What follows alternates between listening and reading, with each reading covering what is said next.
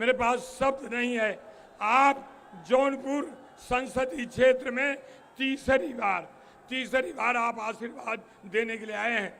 माननीय मुख्यमंत्री जी, श्रद्धेय गुरुदेव, मैं एक चीज बता के अपनी बात खत्म करूंगा। पूरे दुनिया में एक भी नेता ऐसा मैंने देखा नहीं कि विधानसभा के पटल पर आदरणीय मुख्यमंत्री ने कहा कि जो उत्तर प्रदेश और देश का नुकसान करते हैं ऐसे माफियाओं को मिट्टी में मिला दूंगा, मिट्टी में मिला दूंगा। ये कहने वाले हमारे आप सबके दिल लगता है। दूसरी बात, कांग्रेस के लोग कहते हैं भगवान राम हैं ही नहीं। समाजवादी पार्टी उससे 2 कदम आगे है। एक तो कहता है, एक ने हमारे कारसेवकों पे, हमारे राम भक्तों पे गोली चलाई, और दूसरा एक का नाम है राम गोपाल, उसके नाम पे राम गोपाल है। वो बोलता है मंदिर बेकार बना हुआ है। मुझे लगता है ये जनता उनको सिखाएगी कौन बेकार है। चौपाई है, हुई है वही जो राम रच राखा, हुई है वही जो राम रच राखा, राम लला जो चाहेंगे वही होगा। और एक आप लोग गाना गाते हैं, क्या गाते हैं? राम लला हम आएंगे। और उस गाने को लेकर के मुझे लगता है आप सब आदरणीय मुख्यमंत्री जी को सुनना चाहते हैं। मैं और ज़्यादा आपको उनके बीच में समय नहीं लेता हूं। और जोरदार मुट्ठी बांध के, एक बार पूरी मुट्ठी बांध के, हाथ उठाइए मुट्ठी बांध के। स्वागत है भाई, स्वागत है, स्वागत है भाई, स्वागत है। मोदी योगी जिंदाबाद, मोदी योगी जिंदाबाद, भारतीय जनता पार्टी जिंदाबाद। गोरक्ष पीठाधीश्वर, धर्म ध्वजावाहक, ऐसे परम श्रद्धेय उत्तर प्रदेश के माननीय मुख्यमंत्री श्रद्धेय योगी आदित्यनाथ जी से आग्रह है कि आप मुगराबाद शाहपुर की जनता को अपने आशीर्वचनों से कृतार्थ करने की कृपा करें। जय श्री राम। भारत माता की, भारत माता की, भारत माता की। वंदे वंदे वंदे। मंच पर उपस्थित उत्तर प्रदेश सरकार में मंत्रिमंडल के मेरे सहयोगी श्री जयवीर सिंह जी, श्री गिरीश चंद यादव जी, राज्यसभा की माननीय सांसद श्रीमती सीमा द्विवेदी जी, भारतीय जनता पार्टी के जिला के अध्यक्ष श्री पुष्पराज सिंह जी, विधान परिषद सदस्य श्री सत्यपाल सैनी जी, माननीय विधायक श्री रमेश चंद मिश्र जी, पूर्व विधायक श्रीमती सुषमा पटेल जी, एमएलसी धर्मेंद्र भारद्वाज जी, भारतीय जनता पार्टी के लोकप्रिय प्रत्याशी श्री कृपा शंकर सिंह जी, भारतीय जनता पार्टी और एनडीए के हमारे सभी सहयोगी दलों के पदाधिकारीगण, भारी संख्या में उपस्थित इस मुगराबाद शाहपुर के उपस्थित मेरे सभी बहनों और भाइयों, आज मुझे एक बार फिर से जौनपुर की इस धरा पर जौनपुर संसदीय क्षेत्र से जुड़े हुए मतदाताओं से अपील करने का अवसर प्राप्त हो रहा है। बहनों और भाइयों, इस विद्यालय में मुझे इससे पहले भी आने का अवसर प्राप्त हुआ था और तब विद्यालय के संस्थापक की मूर्ति के अनावरण कार्यक्रम के साथ ही अन्य समारोहों के साथ मुझे जुड़ने का अवसर प्राप्त हुआ। आज मुझे आप ही की इसी माटी के सपूत और जिन्होंने यहां पर एक सामान्य परिवार में जन्म लेकर के अपने परिश्रम से, अपने पुरुषार्थ से मुंबई में, महाराष्ट्र में अपनी एक पहचान बनाई, ऐसे कृपा शंकर के लिए, आपकी कृपा के लिए अपील करने के लिए आपके बीच में आना पड़ा है। बहनों और भाइयों, लोकसभा चुनाव के अब तक के 5 चरण संपन्न हो चुके हैं और मैं आपसे कह सकता हूं पूरे देश के अंदर एक ही धूम मची है, एक ही लहर है, एक ही नारा गूंज रहा है, एक ही स्वर में पूरा देश बोल रहा है, वह है कि फिर एक बार, फिर एक बार, फिर एक बार और अब की बार 400 पार। 400 पार की बात होती है बहनों और भाइयों। सबसे जो बुरी स्थिति होती है वो समाजवादी पार्टी की होती है, क्योंकि ये पार्टी तो एक क्षेत्रीय पार्टी है, कुल 60-62 सीटों पर चुनाव लड़ रही है और प्रदेश के बाहर मध्य प्रदेश में इसने खजुराहो में नामांकन किया तो प्रत्याशी अपना नामांकन ही गलत भर दिया और कोई लड़ने के लिए नहीं मिला। और अब तो समाजवादी पार्टी की और कांग्रेस की स्थिति क्या है ये आप देख रहे होंगे। आप सोचो, जब सत्ता से कोसों दूर हैं तब वो अपने नेता का सम्मान नहीं कर पा रहे हैं। रोज भगदड़, रोज अराजकता, रोज मारपीट, आपस में नूरा कुश्ती समाजवादी पार्टी के अंदर आप देख रहे होंगे। बहनों और भाइयों, जब इस सत्ता में रहे होंगे तब इन्होंने उत्तर प्रदेश की जनता का खून कैसे चूसा होगा, कैसे शोषण किया होगा, यह किसी से छुपा हुआ नहीं है। और इसीलिए मैं आपसे अपील करने के लिए आया हूं, मैं इसीलिए आपसे अपील करने के लिए आया हूं। लोकसभा चुनाव के 5 चरणों के माध्यम से आज भारतीय जनता पार्टी 400 पार के लक्ष्य को प्राप्त करने की ओर तेजी से अग्रसर हो रही है और इस 400 पार के लक्ष्य में हमें जौनपुर सीट भी चाहिए। इसी के लिए आपसे अपील करने के लिए मैं आपके बीच आया हूं। वैसे जनता जनार्दन स्वयं इसका जवाब दे रही है। जनता कह रही है 400 पार मोदी जी को इसलिए मिलेगा क्योंकि जनता की भावनाओं का उन्होंने सम्मान किया। तो ये सपा कांग्रेस के लोग पूछते हैं कौन सा सम्मान, तो जनता कहती है जो राम को लाए हैं हम उनको लाएंगे। तो राम को लाने वाले कौन हैं? मोदी जी। और 500 वर्षों का इंतजार समाप्त कराने वाले कौन हैं? मोदी जी। और बहनों और भाइयों, आपने देखा होगा एक तरफ राम भक्त हैं जो राम के प्रति अपना सर्वस्व न्यौछावर करते हुए भारत को दुनिया की एक बड़ी ताकत बनाना चाहते हैं। दूसरी तरफ रामद्रोही हैं, वे राम का तो विरोध करते ही करते हैं, लेकिन राजनीति के इस हद तक गिर जाते हैं कि अब भारत का ही विरोध कर रहे हैं। क्या कहते हैं ये लोग? कहते हैं कि पाकिस्तान को धमकी मत दीजिए, उसके पास एटम बम है। हमें आश्चर्य होता है, अबे दाने दाने के लिए मोहताज पाकिस्तान की धमकी भारत जैसे बड़े देश को देते हैं जो दुनिया की सबसे बड़ी उभरती हुई अर्थव्यवस्था है। तनिक भी शर्म नहीं आती है कांग्रेस और समाजवादी पार्टी के नेताओं को, तनिक भी कोई संकोच नहीं होता है। और बहनों और भाइयों, जहां भी कांग्रेस ने अपने पार्टनर ढूंढे हैं, ढूंढ करके जितने भी दागी दल हैं, भ्रष्ट दल हैं, परिवार के दल हैं, इन्हीं सभी दलों को इन्होंने चुनावी मैदान में उतार करके पूरे देश के अंदर अव्यवस्था और अराजकता का जैसे ठेका सा ले लिया हो। लेकिन भारत जान रहा है, पूरा भारत जान रहा है, मोदी जी के नेतृत्व में हमने बदलते हुए भारत को देखा है। एक ऐसा भारत जिस भारत ने आज दुनिया के अंदर अपनी धाक जमाई है। आज दुनिया में भारत का सम्मान बढ़ा है, भारत की सुरक्षा पुख्ता हुई है।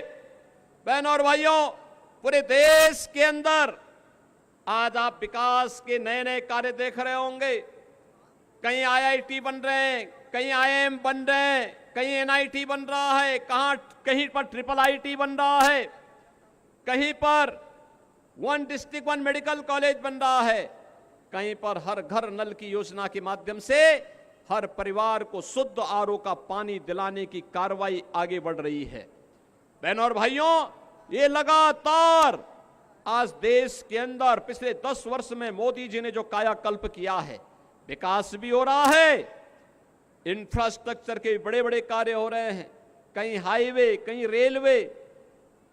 रेलवे में भी आपने देखा होगा वंदे भारत, अमृत भारत, नमो भारत के नाम पर नई नई ट्रेन आ रही हैं और गरीबों के कल्याण के लिए भी कितना कार्य हो रहा है।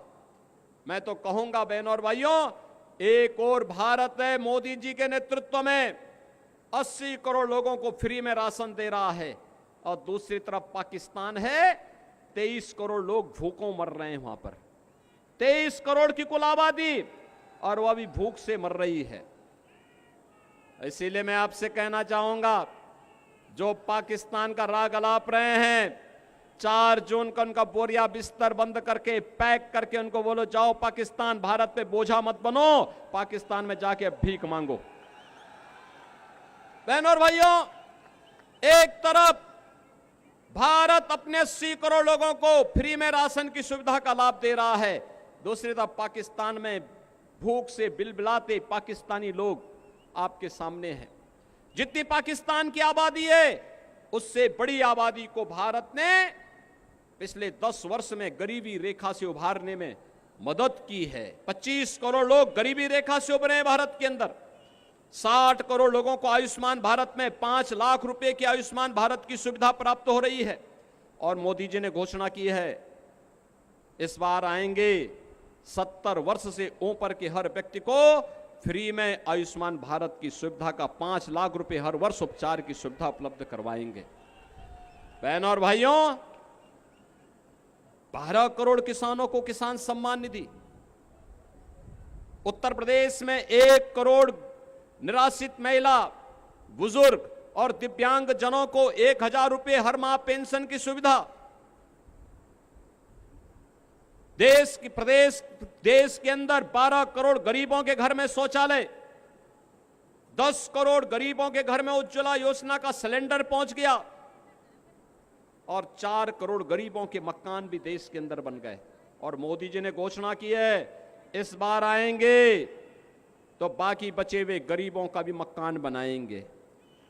बहनों और भाइयों, एक तरफ गरीब कल्याण का कार्य करने वाली मोदी सरकार देश के विकास को दुनिया के सामने, भारत को आत्मनिर्भर और विकसित भारत के आधारशिला रखने के लिए बड़े बड़े इंफ्रास्ट्रक्चर के कार्य देश के अंदर हो रहे हैं और दूसरी तरफ राम का विरोध करके, रामद्रोही वे लोग हैं जो भारत का विरोध करते हैं, भारत में जातिवादी और परिवारवादी राजनीति करते हैं।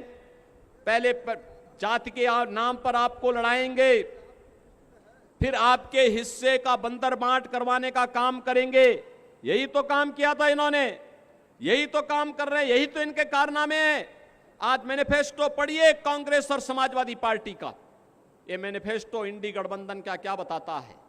ये मैनिफेस्टो बताता है, इन्होंने कहा है कि अगर कांग्रेस की सरकार आई तो अनुसूचित जाति, जनजाति और पिछड़ी जाति के आरक्षण को ये लोग मुसलमानों को दे देंगे। क्या आप इसको स्वीकार करेंगे क्या?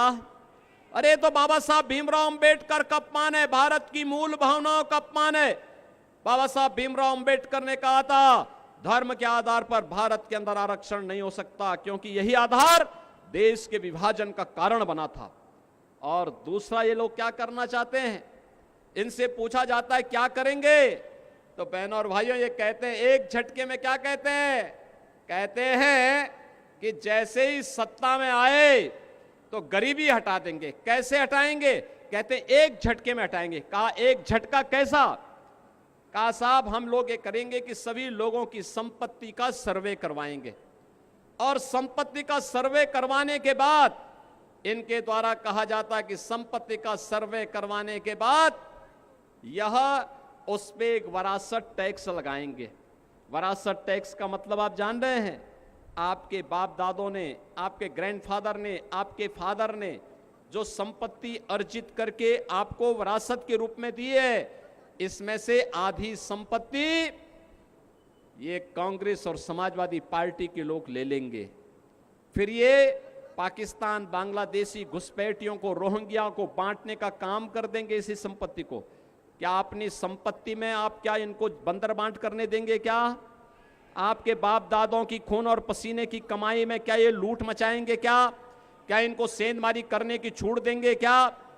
और दूसरा, बहनों और भाइयों, मैं इसीलिए कहता हूं कि कांग्रेस और समाजवादी पार्टी के अंदर उनका घोषणा जो कहती है, वो ये कहती है कि हम विरासत टैक्स लगाएंगे। ये विरासत टैक्स कुछ और नहीं, ये औरंगजेब का जजिया कर है, जजिया कर। क्या जजिया कर देंगे? अरे स्वतंत्र भारत है, जजिया कर औरंगजेब ने लगाया था। औरंगजेब मुगलों का सबसे क्रूर बादशाह था। औरंगजेब ने अपने भाई की हत्या की। औरंगजेब ने अपने बाप शाहजहां को कैद कर दिया था और शाहजहां ने अपनी जीवनी में लिखा है कि ऐसा कमबख्त पुत्र किसी को प्राप्त न हो। उसने कोसा है, उसने कहा औरंगजेब के बारे में शाहजहां ने लिखा है कि इससे ऐसा कमबख्त पुत्र किसी को पैदा न हो। और कोसते हुए औरंगजेब ने कहा था कि तुमसे अच्छे तो ये हिंदू हैं जो जीते जी अपने बड़े बुजुर्गों का सम्मान करते हैं और मरने के बाद भी अपने परिवार, अपने पूर्वजों को श्राद्ध और तर्पण के माध्यम से जल देने का काम करते हैं। लेकिन दुष्ट औरंगजेब, तुमने तो मुझे एक एक बूंद पानी के लिए तरसाया है। बहनों और भाइयों, ये जजिया कर जो था औरंगजेब का, ये हिंदुओं पर लागू होता था। वो कहता था हिंदुओं को कि तुम या तो मुसलमान बन जाओ और नहीं तो तुम्हें जजिया कर देना होगा। बहनों और भाइयों, हमें कांग्रेस और समाजवादी पार्टी के इस गठबंधन के माध्यम से जो औरंगजेब की आत्मा आज घुस रही है, इसको पूरी तरह बेनकाब करना होगा। और इसीलिए हम लोग आए हैं आपके पास। ये जौनपुर संसदीय सीट पर भारतीय जनता पार्टी ने यहां से श्री कृपा शंकर सिंह जी को अपना प्रत्याशी बना करके आपके बीच उतारा है। कृपा शंकर जी चुनाव जीत के जाएंगे? मुगरा बादशाह की आवाज में बोलो, जाएंगे? दोनों हाथ, जहां तक मेरी आवाज जा रही है, दोनों हाथ ला करके बोलो, मुझे बताओ, आश्वस्त करो, चुनाव जिता के भेजेंगे कृपा शंकर जी को? भेजेंगे।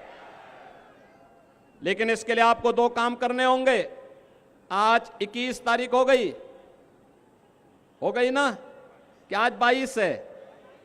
22 है ना आज? ठीक, चलिए आप याद रखते हैं। तब तो मैं आश्वस्त हूं कि 25 को सही समय पे वोट देने जाएंगे। तो आज 22 हो गई, 23 और 24 2 दिन का समय आपके पास है। इन 2 दिनों में कितने लोग ऐसे हैं जो कमल चुनाव चिन्ह के साथ फिर एक बार मोदी सरकार बनाने के लिए 10-10 घरों में जाकर के प्रत्येक सदस्य से मिलकर के कमल खिलाने का आग्रह कर सकते हैं? कितने लोग हैं? अभिनंदन आपका।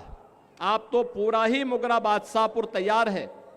बहनों और भाइयों, 10-10 घर में 2 दिन में 20 घर में कवर करते हुए 25 मई को प्रत्येक परिवार को, प्रत्येक मतदाता को, वयस्क मतदाता को मतदान केंद्र पर ले जाकर के कमल खिलाने की आवश्यकता है।